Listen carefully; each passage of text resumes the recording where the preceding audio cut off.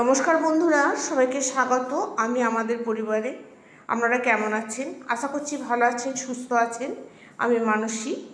আজকে মলা মাছ বা মৌডলা মাছ যাই বলুন না কেন, বাজার থেকে অনেকগুলো মাছ নিয়ে এসছে। মাছগুলো একদম টাটকা দিয়ে এই মাছের আমি আজ পকোড়া রেসিপি নিয়ে এসেছি। মাছগুলোকে প্রথমে ভালো করে ধুয়ে পরিষ্কার করে নিয়েছি। তারপর এর মধ্যে অল্প একটু লবণ আর হলুদ মাখিয়ে মাছটাকে রেখে দেব প্রায় 15 মিনিট মতো। তারপর এটাকে যে জলটা থাকবে সেই জলটাকে ঝরিয়ে নেব। একটা পাত্রে বেসন নিচ্ছি মাঝারি বাটি, 1 বাটি। তার মধ্যে মুসুরি ডাল দিচ্ছি 4 থেকে 5 চামচ বাটা, আর দিয়েছি পোস্ত 2 চামচ। যেহেতু মাছে লবণ দেওয়া আছে সেই জন্য লবণের পরিমাণটা কম দেবেন।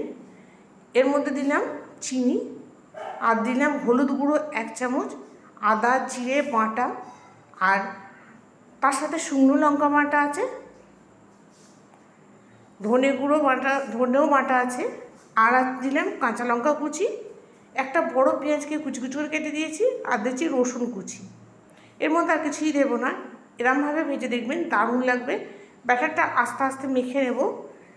অল্প একটু জল দেবো, ব্যাটারটা একদম পাতলা হবে না, এরকম হবে। দিয়ে 5 মিনিট রেস্টে রেখে দেব। এবার কড়াইতে সরিষার তেল দিয়েছি, তেলটা গরম হয়ে গেছে। এবার যে ব্যাটারটা দেখুন হয়ে গেছে, ওর মধ্যে মাছগুলোকে দেব, আর এরমভাবে পকোড়ার মতো তেলে ছেড়ে দেব। যেহেতু মাছগুলো জল ঝরিয়ে নিতে হবে, তা নাহলে হবে না। যে সমস্ত বন্ধুরা আমার ভিডিওটা দেখেন, লাইক করেন, কমেন্ট করেন, তাদেরকে অসংখ্য ধন্যবাদ। আপনাদের ভালোবাসার জন্য আমি এতটা এগিয়ে এসেছি। প্লিজ এরমভাবে সাপোর্ট করে থাকবেন। আর যে সমস্ত নতুন বন্ধুরা দেখছেন, আপনাদের কাছে অনুরোধ রইল, চ্যানেলটা সাবস্ক্রাইব করে আমার পাশে থাকবেন, একটা লাইক দেবেন, কমেন্ট করবেন। এবার পকোড়াগুলো এরমভাবে আস্তে আস্তে তেলে ছেড়ে দেব। গ্যাসটা সবসময় লোতে রাখবেন। গরম ভাতে আর ডাল আর এরকম যদি পকোড়া থাকে আর কিচ্ছু লাগবে না। আবার সন্ধ্যেবেলা চায়ের সাথেও খেতে পারেন, দারুণ লাগে খেতে। বন্ধুরা, আপনাদের কাছে অনুরোধ রইল, একবার করে দেখবেন। দেখুন হয়ে গেছে 1 পিঠ। এবার উল্টে দেব, আরেক পিঠ উল্টে দেব। আর দারুণ মুচমুচে হয়, এতটা মুচমুচে হয়, একবার করে দেখবেন, দারুণ লাগবে খেতে। এবার লাল লাল করে তুলে নেব। সবগুলো উল্টে দিলাম, এবার তুলে নিলাম।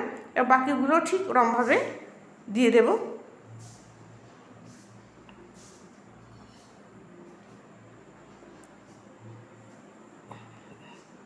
এবার বাকিগুলো তুলে দিলাম। নমস্কার বন্ধুরা, ভালো থাকবেন, সুস্থ থাকবেন, আর বাড়িতে অবশ্যই একবার করবেন। লাইক কমেন্ট করতে ভুলবেন না। আর ভিডিওটা দয়া করে টেনে দেখবেন না, পুরোটা দেখার চেষ্টা করবেন। নমস্কার, ভালো থাকবেন।